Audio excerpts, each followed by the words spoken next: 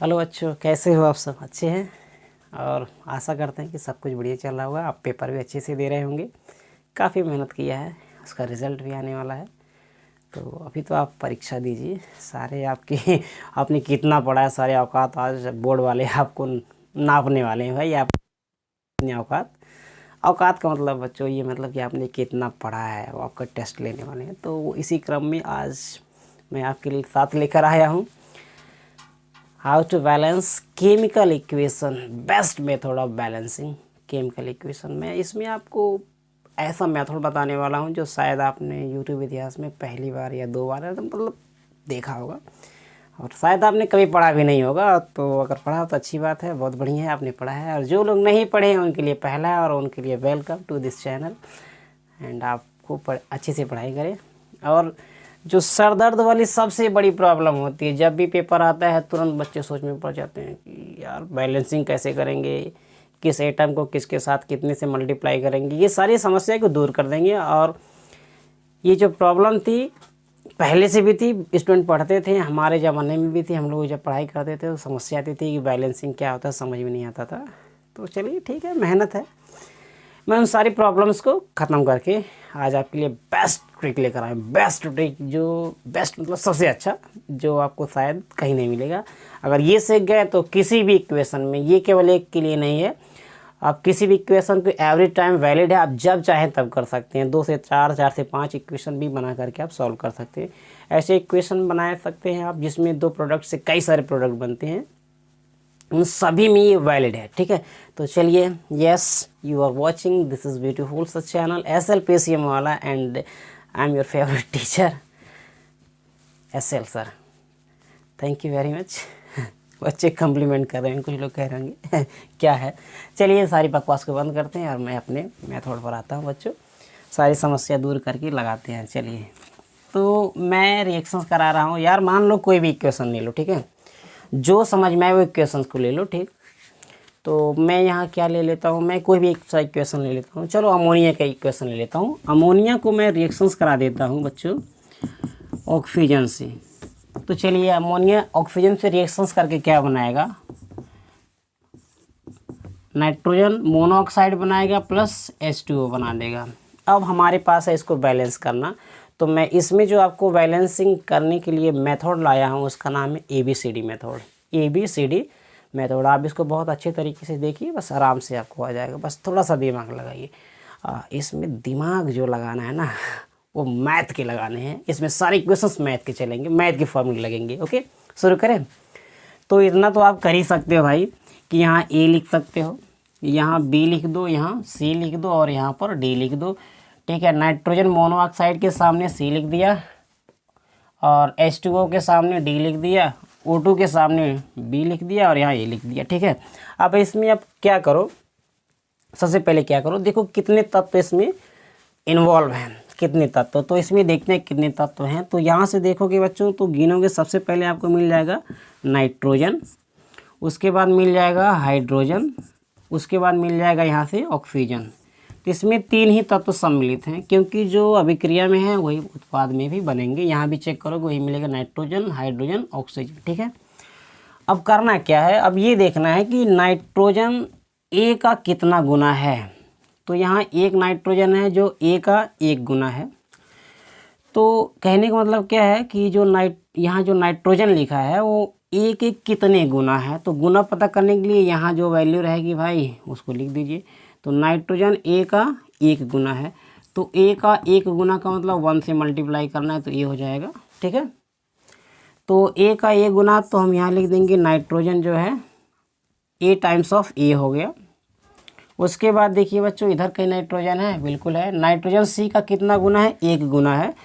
तो इधर का जो नाइट्रोजन होगा मैं इधर कंपेयर कर दूंगा C के बराबर हो जाएगा। क्यों हो जाएगा, क्योंकि C का 1 में गुणा करेंगे तो C आ जाएगा। ठीक है, तो इधर का नाइट्रोजन हो गया। अच्छा, अब किसकी बारी आई, अब मैं हाइड्रोजन को लिख लेता हूँ। ठीक है, हाइड्रोजन ऑक्सीजन किसी में से भी तुम शुरुआत कर सकते हो भाई, कोई भी कर सकते हो। शुरुआत करना है किसी से भी कर लो। इसमें ऐसा नहीं है कि नाइट्रोजन को पहले हाइड्रोजन को बाद में, ऐसा कुछ नहीं है। इसमें जिसको मर्जी करे कर लो, आपको चुनाव करना रहेगा। चलिए, हाइड्रोजन को देखो तो हाइड्रोजन जो है यहाँ 3 है, जो A से गुणा होकर के 3A बना लेंगे। 3 ये हो जाएगा। उसके बाद हाइड्रोजन इधर कहीं है, हाँ बिल्कुल है, जो D है, ठीक है, यहाँ है, तो D का 2 गुना है, तो D का 2 से गुणा कराएंगे तो क्या मिल जाएगा आपका 2D मिल जाएगा। तो जितना हाइड्रोजन इधर था उतना हाइड्रोजन, मतलब हाइड्रोजन हाइड्रोजन बराबर हो गए। अब हमारे पास बच्चों आता है ऑक्सीजन। तो सबसे पहले इधर देखो ऑक्सीजन कितना, B का 2 गुना, तो B का 2 में गुणा कराएंगे तो 2B हो जाएगा। इधर ऑक्सीजन कितना है, यहाँ भी ऑक्सीजन है, यहाँ भी है, ऑक्सीजन 3 जगह दिखाई दे रहा है, 1 2 3 जगह। तो इधर वाला B के 2 गुना है और इधर वाला देखो C का 1 गुना है। तो C का 1 गुना यानी C में 1 का मल्टीप्लाई करेंगे तो 1 मिल जाएगा।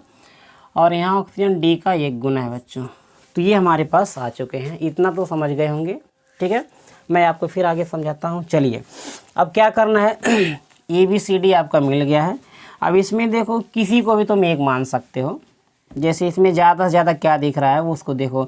जैसे देखो कहने का मतलब क्या, C यहाँ, A यहाँ है, A यहाँ है और कहीं A है नहीं है, तो 2 बार A दिख रहा है।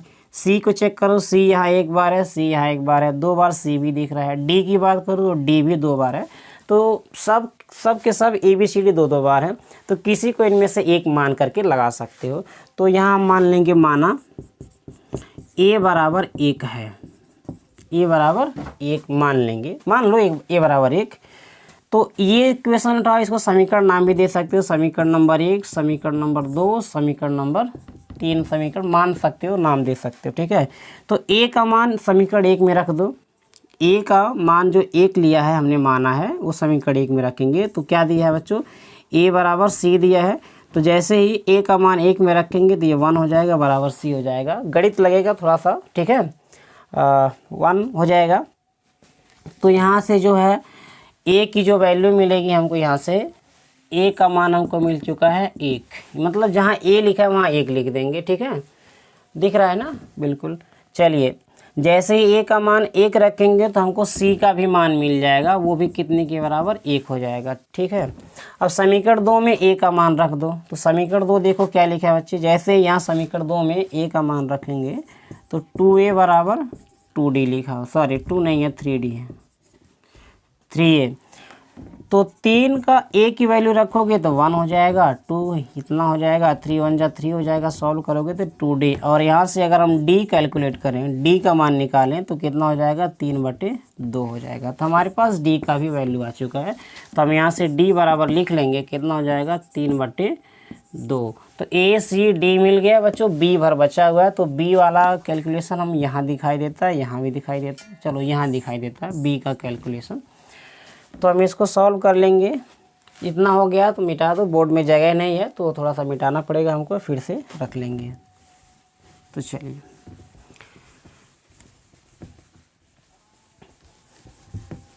चलिए तो मिट गया, मैं इसको सॉल्व करता हूँ। अब हमारे पास 1 बराबर 1 आ गया है, C बराबर 1 आ गया, D बराबर 3/2 आ गया है।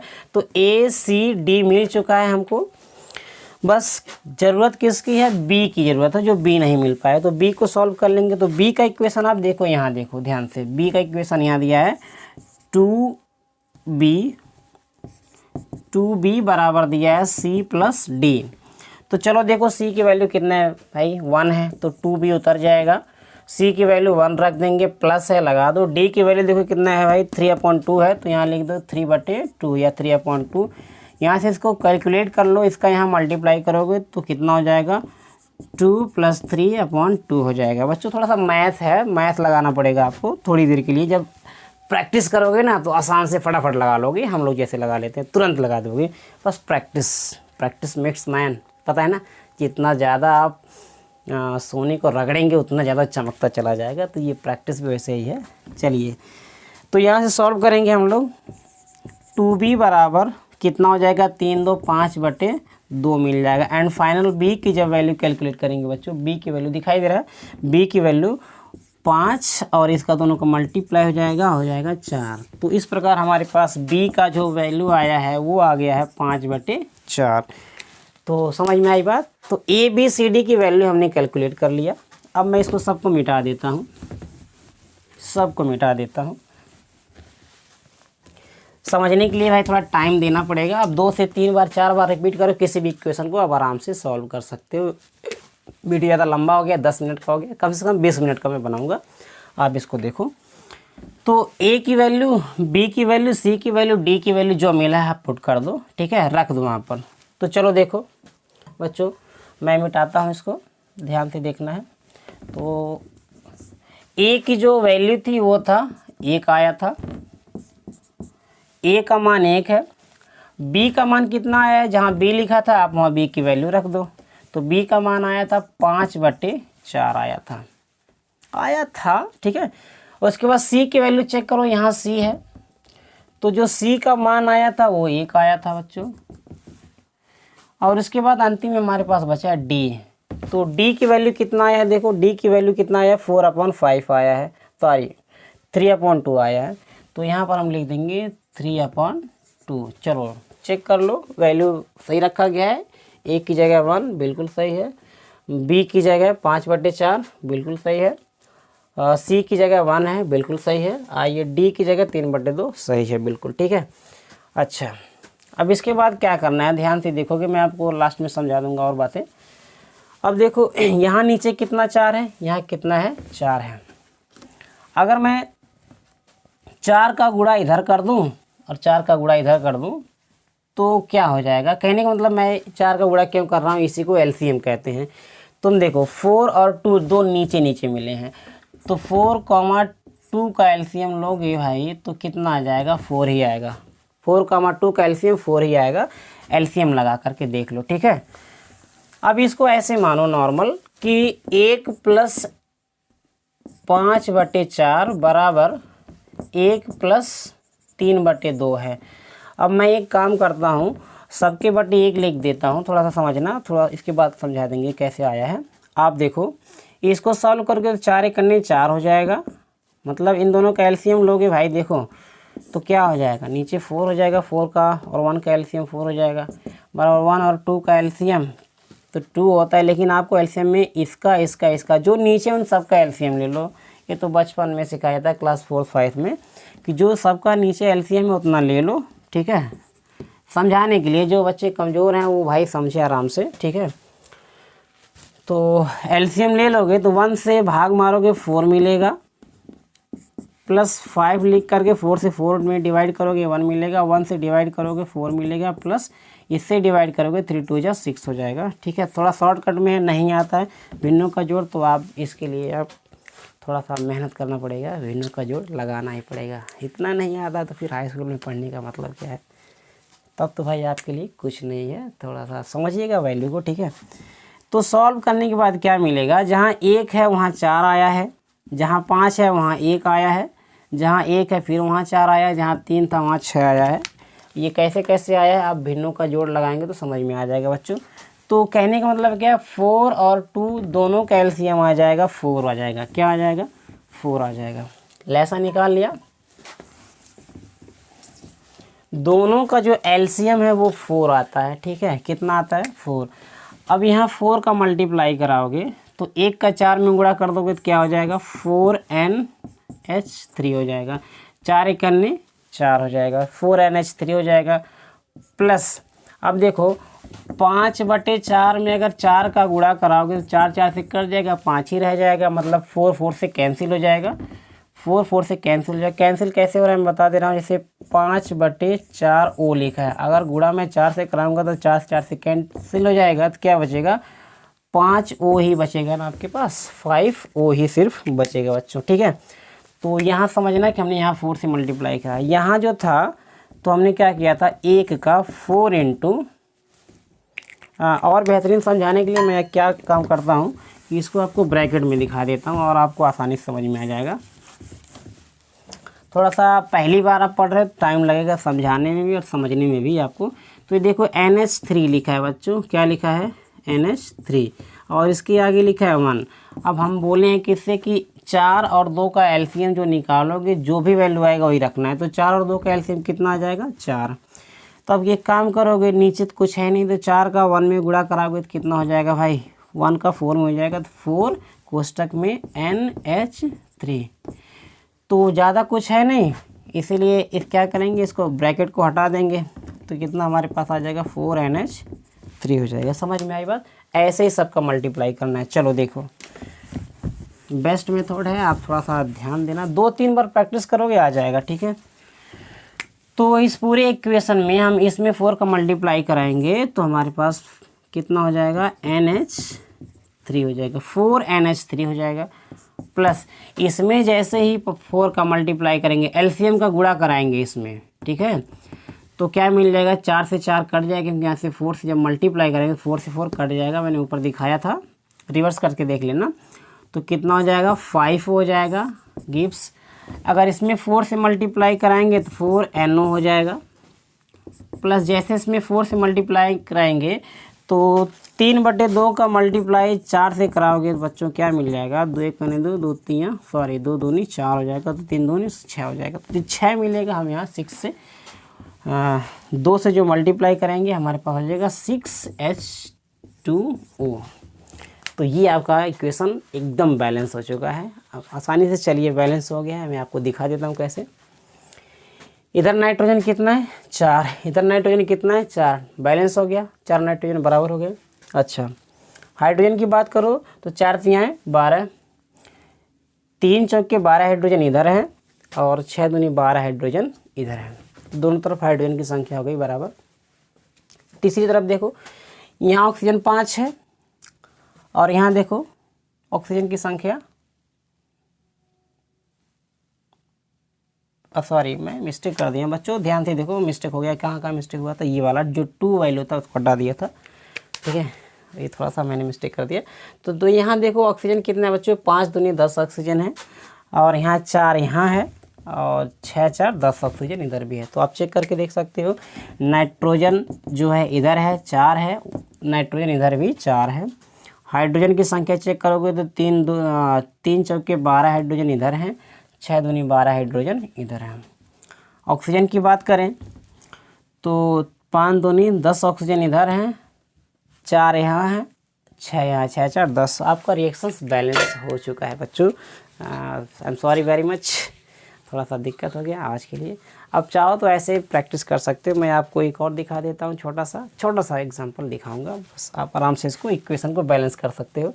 तो वीडियो काफ़ी लंबा हो गया समझाने में, इसके लिए तो भाई आप, कोई बात नहीं है, लंबा हो गया लेकिन आपको समझ में आ जाएगा ज़रूर, ठीक है। एक इक्वेशन और मैं ले लेता हूँ, कोई सा भी इक्वेशन, आप इसको जिनको नहीं समझ में आया और रिपीट करो, बार बार रिपीट करो, इसको बार बार देखो जब तक समझ में नहीं आ जाए, क्योंकि एक बार समझना है और पूरी लाइफ एंजॉय करना है बैलेंसिंग में, ठीक है बच्चों। तो एक बार आप ज़रूर इसको अच्छी तरीके से देखो, नहीं समझ आ रहा है रिपीट करो और एलसीएम मेथड लगाओ, ठीक है।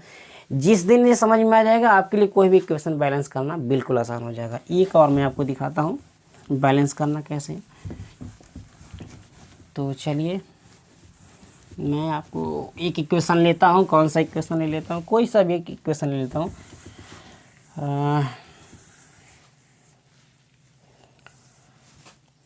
चलिए रिएक्शंस मैं ले लेता हूँ, C4H10 का रिएक्शंस ले लेता हूँ और मैं इसको रिएक्ट करा देता हूँ ऑक्सीजन के साथ, O2 के साथ, ठीक है।